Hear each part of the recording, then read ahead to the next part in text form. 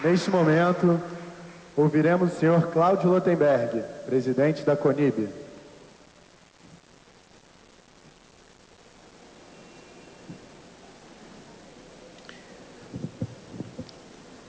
Presidente Luiz Inácio Lula da Silva, senhora Marisa, governadores Sérgio Cabral, Jacques Wagner, ministro Paulo Vanucchi, senhores secretários de Estado, senhores parlamentares, embaixadora Tsipora Rimon, embaixador Clifford Sobel, presidente da nossa federação, a quem cumprimento por esse evento, senhor Sérgio Nisquet, ex-presidentes da Federação Israelita do Estado do Rio de Janeiro, senhor Nasser, ex-presidente da nossa CONIB, autoridades religiosas e rabínicas em particularmente querida Clara Ante, Israel Clabin, minhas senhoras e meus senhores. Para nós, que vivemos de uma terra abençoada como o Brasil, sob a liderança de pessoas que respeitam a diversidade e com real interesse na edificação de um mundo com convivência pacífica, difícil acreditar naquilo que a história pôde registrar. Na tentativa de aniquilar uma população indefesa, com o objetivo de matar o maior número de judeus, se não todos na Europa e outros continentes, ou seja, o Holocausto, iniciou-se na semana de 1941, horas após a invasão alemã na extinta União Soviética. Começava, senhores, um verdadeiro genocídio de cidadãos de vários países de fé judaica e outros, que se estendeu por 4 anos, dos quais milhares de judeus foram assassinados diariamente pelo exército alemão e seus nefastos colaboradores, como croatas e ucranianos, entre outros. E é incrível, meus senhores, que somente agora que a Alemanha nos permita observar e testemunhar fatos que alguns supostos líderes da sociedade contemporânea desejam absolutamente negar. E é sobre esse cenário nebuloso que eu desejo lhes falar. O Holocausto não nasceu abruptamente. Passada a Primeira Guerra Mundial, a Alemanha volta a apresentar crises de desemprego e inflação. O suposto líder do movimento nazista começa a sua manifestação com menos de uma dezena de pessoas, mas encontra solo fértil para explicar as razões dessa crise como sendo a presença dos judeus, que atuavam de maneira muito construtiva na sociedade alemã. Portanto, senhor presidente Lula, o antissemitismo em particular e as discriminações nem sempre nascem de forma transparente, pois tenho a absoluta convicção de que ninguém, em 1925, logo após o Acordo de Locarno, que previa um plano de entendimento no continente europeu, pudesse ao mesmo tempo imaginar estar nascendo a semente da venenosa capacidade de convocação de um homem responsável pela morte de milhares de vidas humanas. Esquecer o passado pode, aos olhos mais inocentes, significar olhar para frente, como que ignorando a voz da verdade. Para aqueles que tão bem conhecem a história, isso mais significa um oportunismo de, no mínimo, negligenciar e adulterar fatos fartamente documentados. Menosprezar e tratar com indiferença a diversidade humana com o exagero do genocídio é não menos desprezível que discriminar. Chegar-se ao absurdo da eugenia representa o exagero da prepotência, da injustificável autossuficiência e do desprezo pelo valor humano, aquele que diverge de cada um de nós. O cenário maniqueísta, desenhado pelos oportunistas de plantão, predispõe a situações que, em mãos de extremistas fanáticos, podem ainda hoje causar danos irreparáveis à história da humanidade. Aqueles que desejam enterrar o passado, desprezando o seu conhecimento, são justamente os maiores interessados em fazer com que a história se repita. Nós, que neste país vivemos à luz da justiça, da solidariedade e do respeito, não podemos aceitar que a visão de alguns mal intencionados se aproprie da história, ignorando-a como sentido único de obter licença para repetir atos cruéis do passado. Os judeus que aqui se estabeleceram alcançaram viver e encontraram refúgio seguro, recompuseram suas vidas, educaram seus filhos, prosperaram-se e participaram da construção deste país. Duro lembrar do Holocausto, porém muito mais duro é pensar que ao esquecê-lo, estamos abrindo espaço para que ele, de forma silenciosa e traiçoeira, inspire alguns a repeti-lo, violando todos os princípios da ética humana. Senhor presidente Lula, o senhor dá sistematicamente sinais de respeito à diversidade humana, perseguindo a justiça social e com nossa participação, inclusive em iniciativas como o Itinga. O judaísmo, presidente, diz que qualquer solicitação que nos é feita, ela pode ser questionada. A única solicitação que jamais pode ser questionada, presidente, segundo esse mesmo judaísmo, é a solicitação da fome. Uma pessoa que nos pede um prato de comida chega a tal ponto da condição humana que não nos é dado o direito de questionar aquilo que ela nos solicita. Há alguns anos acompanho os seus passos. Lembro-me bem, perguntaram há pouco, que eu o conheci em Israel. O senhor, líder trabalhista, e eu, um médico recém-formado. O senhor, presidente, tem mente aberta. O senhor revê posições. O senhor está sempre aberto ao diálogo. Comparece aos eventos do Holocausto. Abre espaços justamente para a cúpula árabe. E, portanto, alguém transparente. Que orgulho, senhor presidente, eu poder hoje, em nome da comunidade judaica do Brasil, poder chamá-lo em público de amigo Lula. E com tanta sensibilidade, senhor presidente, de sua parte, embora tenha que hoje aqui repetir o que lhe foi dito no ano passado, sinceramente, não acredito que exista algo mais verdadeiro e sincero de amigo para amigo. Onde estava o senhor na Segunda Guerra Mundial? Onde estava o presidente Lula ou alguém como o senhor, com seu perfil de luta e respeito a todos, que acredita na diversidade, que não admite injustiças e que busca a igualdade nas oportunidades? O senhor, presidente, o senhor não teria permitido que milhões de almas humanas tivessem sido assassinadas. O senhor não se aproveitaria, como vários fazem, para se promover internacionalmente, com ações questionáveis, mas de verdade iria fazer o que o senhor sempre fez, que é a busca permanente da conciliação. Nós, judeus, queremos reconhecer não só o presidente Lula, mas, acima de tudo, o ser humano que se envolve nas questões internacionais, para que este cenário de indiferença não se estabeleça e o mundo não se permaneça novamente calado. Há algumas semanas, senhores, a Inglaterra suspendia a educação do Holocausto nas escolas, alegando ofender os povos muçulmanos. O mérito do conteúdo não discutiremos.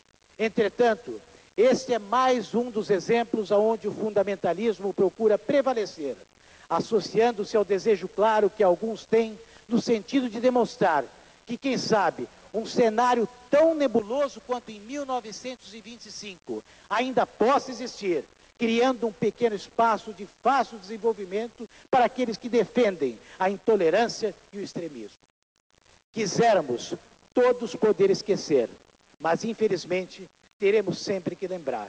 Mais forte que a dor da lembrança para gerações mais jovens é a dor que se alimenta por atitudes de outros governantes, que não os nossos, que a pretexto de uma falsa ilusão de uma sociedade mais justa, tem claro desejo oculto e determinado de um moderno genocídio que o mundo civilizado não deve sequer permitir pensar.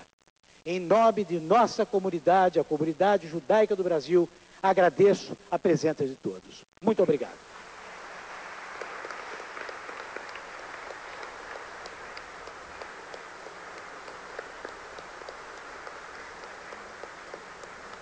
Fará uso da palavra o senhor Sérgio Nisquia, presidente da Fierj.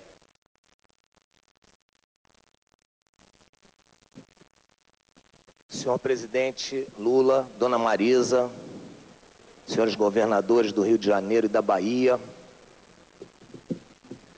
senhoras e senhores, este evento que se realiza aqui no Rio de Janeiro é um evento de toda a comunidade judaica do Brasil, aqui representada pelo nosso maior dirigente, Cláudio Lotenberg, e pelo presidente da Federação Israelita da Bahia, Izio Koves, por representantes da Federação Israelita de São Paulo, de Minas Gerais, e é um momento muito importante para todos nós.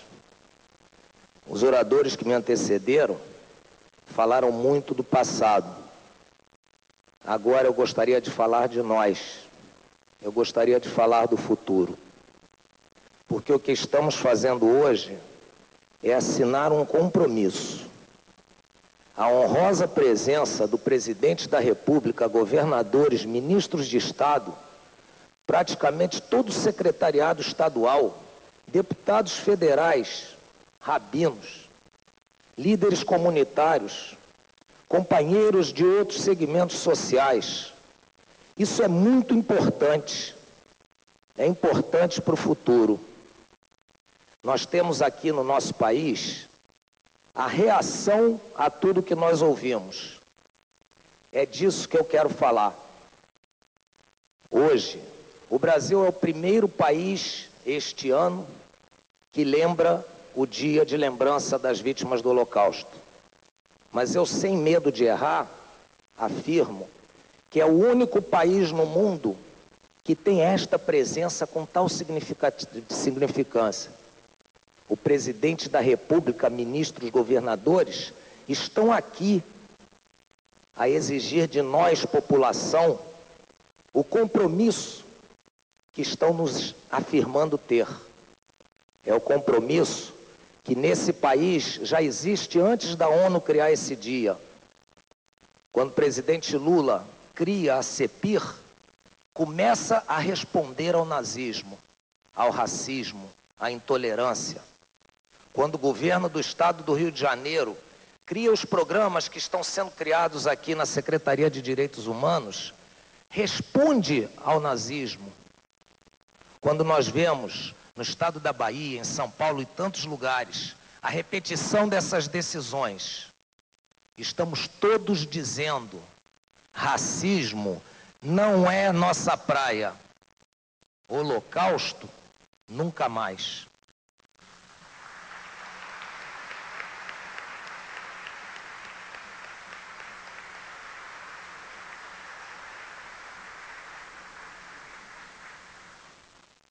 Ouviremos agora o pronunciamento do senhor Jacques Wagner, governador da Bahia.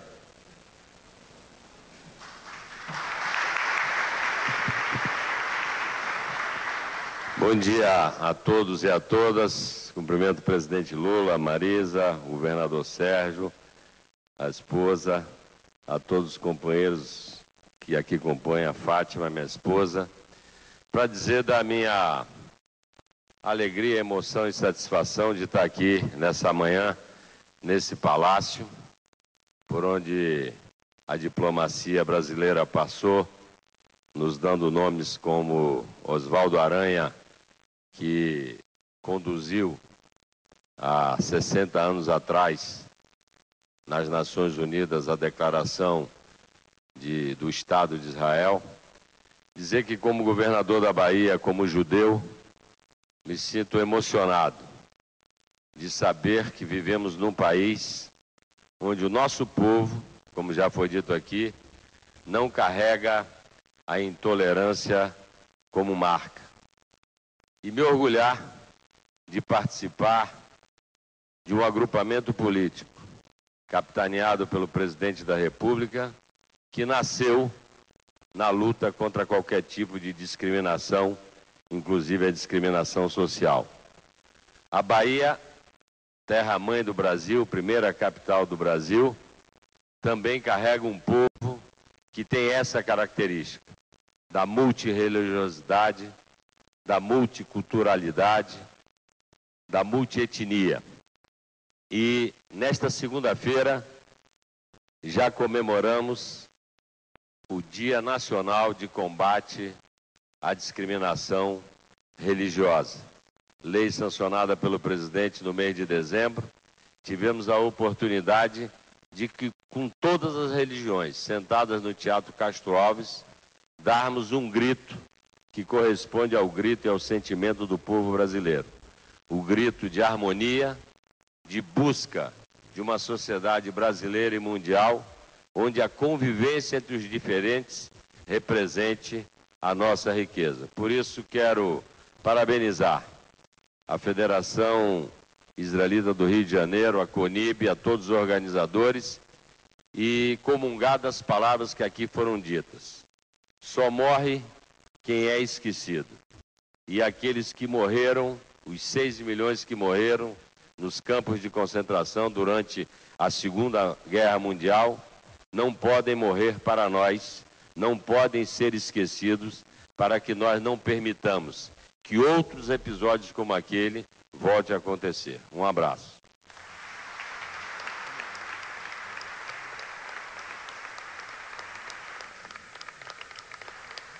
Convidamos a fazer o uso da palavra o senhor Sérgio Cabral, governador do Estado do Rio de Janeiro.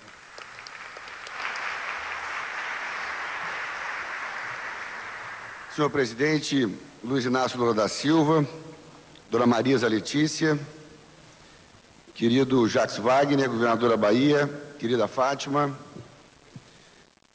líderes da comunidade judaica, na pessoa do meu querido amigo Sérgio Nisquier,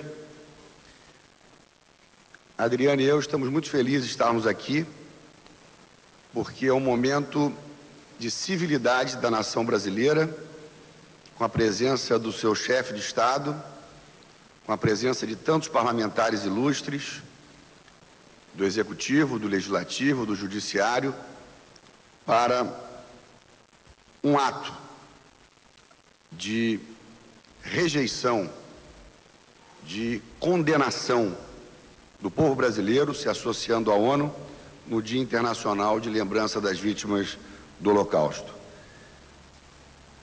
O Brasil, que agora, no mês de março, comemora os 200 anos da vinda da corte de Dom João e de sua família, não tem muito o que comemorar nos seus séculos passados, do ponto de vista do respeito à pessoa humana. O Brasil foi um dos últimos países a libertar os seus negros da escravidão. O Brasil só permitiu que o seu povo votasse pela primeira vez para presidente da República em 1946. O Brasil, durante o período do nazifascismo, tinha, dentro do governo brasileiro, figuras terríveis, figuras que defendiam a aliança ao nazifascismo. Por isso, a lembrança de Jacques Wagner a esse grande brasileiro que foi Oswaldo Aranha é muito importante, porque foi ele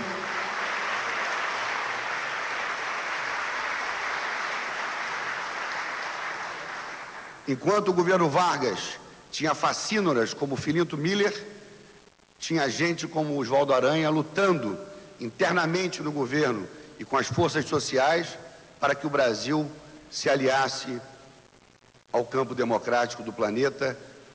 E vale a pena lembrar aqui a coragem de um estadista, a coragem de um homem que durante algum tempo ficou só, que foi o Winston Churchill, primeiro-ministro do Reino Unido. Portanto, hoje é um dia muito importante, um dia de reflexão sobre os direitos humanos, um dia de reflexão sobre a intolerância, um dia de reflexão sobre os valores fundamentais do Estado de Direito Democrático. Presidente Lula, é uma honra para nós do Rio de Janeiro recebermos o senhor e dona Marisa aqui. Muito obrigado.